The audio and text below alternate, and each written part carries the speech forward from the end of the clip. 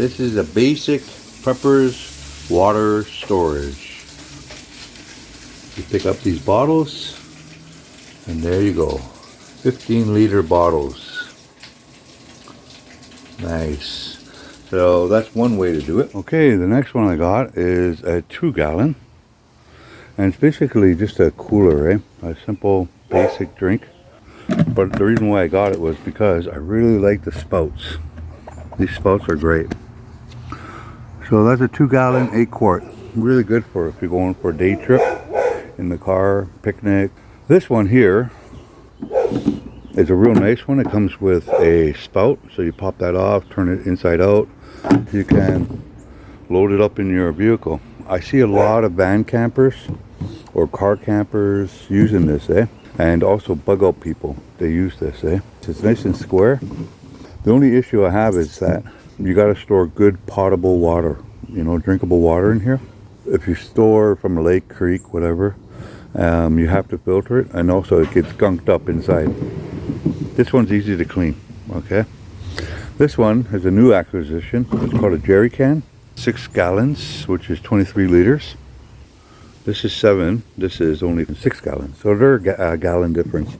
So you could actually stack a bunch of these side by side, like that, in your vehicle, and you have a nice supply of water for bugging out, for van camping.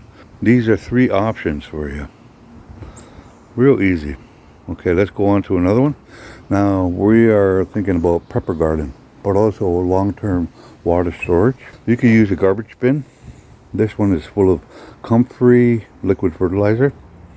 So I just take the comfrey leaves, I break them up and I throw them in there. Fill it up with water, or let the rain come and fill it up. And I just spread it out onto my plants. But this is one option for storing water. But these guys are 55-gallon barrels. So I got 110 gallons here of water. And I just jerry-rigged my spout to go in each one, to fill it up. It's really important to put a netting on top. It's really important to keep the bugs out, because you get an infestation. See what happens? Look at all of them, They're all mosquitoes. That comfrey tea is ready to be used. So that's another option for water storage. Okay, this trick is something I learned from my great uncle. We're out in the bush. I needed to take a bath because it stunk real bad. I had the bush stink on me, or monkey butt they call it. I needed to take a bath, but we didn't have a bathtub. We didn't have a means of showering in the northern bush. What my great uncle did was, imagine these are actually massive logs. They're like 4 or 5 feet long each, and these ones here are only 3 to 4 feet. So you have this big, huge square, and these are big logs, And he'd knocked down a tree and cut it down to pieces and told me to carry it back to camp, and I did, and I set it up the way he said, like this. Well, he grabbed a huge tarp. I don't have one on me right now. It's just housing plastic, And he laid it across like this, on top of the wood, just like that. And it covered the whole thing, beautifully. And then he topped it up with water, warm water. And I sat in that water and it was glorious. I took a bath, I washed, and then you just lift the tarp a bit and the water just pours out. This is how we washed our hair, this is how we washed our bodies, and it's super lightweight because all you have to do is carry a tarp. That's all you need, just a tarp. So that's how we used to bathe and do our dishes. That's another way of storing water. Okay. And of course you can collect a whole bunch of these buckets and just top them up with water. Very basic. A little difficult to carry around. You can put one of those crossbars across your shoulder and stabilize them with a rope and tie the bucket to it and walk with it. But that's another way to store water. And of course you can get yourself a bin. A lot of preppers, they use bins, to store water in an emergency. They'll fill up their bins from their bathroom or wherever and store the water in there. But it's another option. Getting back to bins, Here we have one of my bins I pulled out from my basement bunker. I label everything because I'm OCD.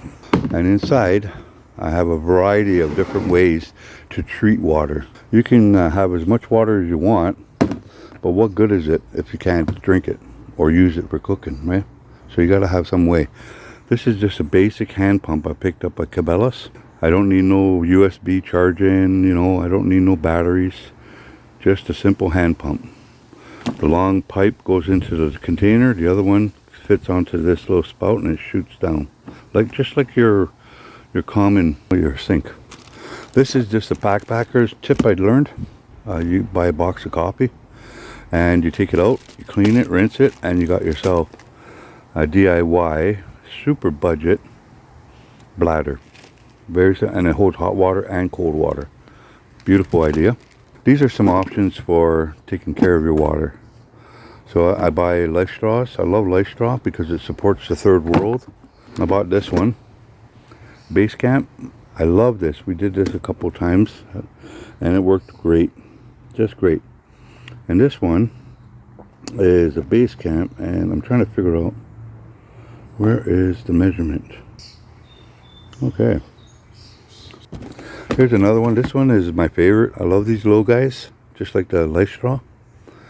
Be Free. You pop it in. The only problem with this is that people, long-term through hikers, are always complaining that the seams leak, and in cold temperature this material can actually crack and leak.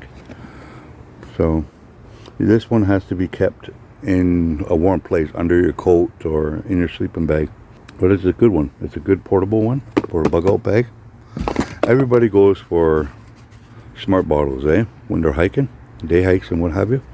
So this is a contamination bottle. You get your contaminants, you attach Sawyer minis that you can attach and squeeze the water out into a clean vessel.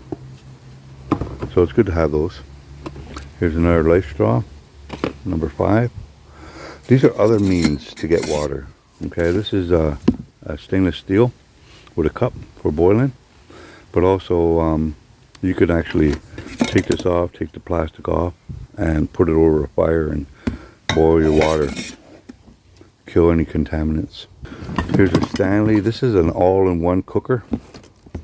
So it comes with your fork, spoon. It's a small space to hold water, but it works. This is mostly for stews and soups. It comes with a cup. It comes with a thermos, double-walled. So it's pretty good. It's like an all-in-one cooker. Heavy though, very heavy. So we got those two.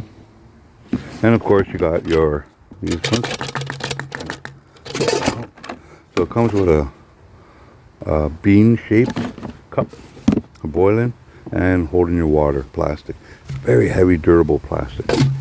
This is from my brother who served most of his life. Just a bag. I like these. These are called buckets, collapsible buckets. So you pop it up. You could just haul water back and forth. So it's a real good one. Good for doing dishes. Good for a sponge, a bird bath. These ones are really cheap. Pick these up at gatherings and such, free. They give them out for free.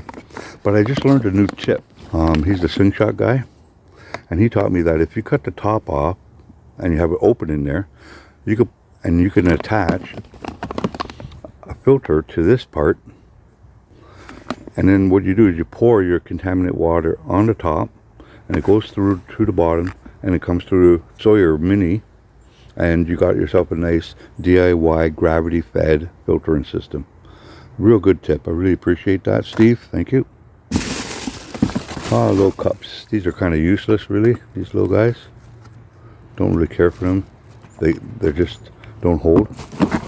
You can use bandanas and cloth material to create a DIY filter to get debris out, but you always have to boil. Another canteen. Yeah, it's empty. Good. I always carry extra lids for my thermoses.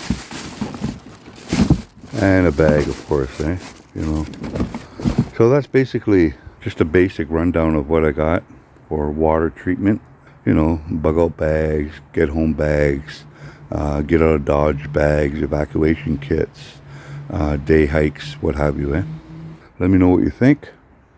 Miigwech.